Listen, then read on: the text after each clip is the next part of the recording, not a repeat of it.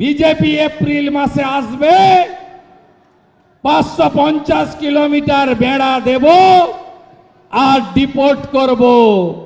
সাতক্ষীরা চলে যা, নোয়াখালী চলে যা, খুলনা চলে যা, যেদিক দিয়ে এসেছিস ওই রাস্তা দিয়ে পালিয়ে যা।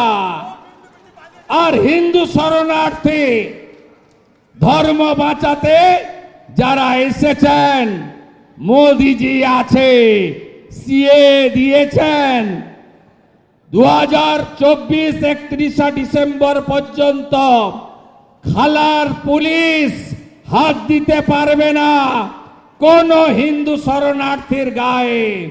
বাকিটা আমরা করে নেব, নিশ্চিন্তে থাকুন যারা হিন্দুরা শরণার্থী হয়ে এসেছেন।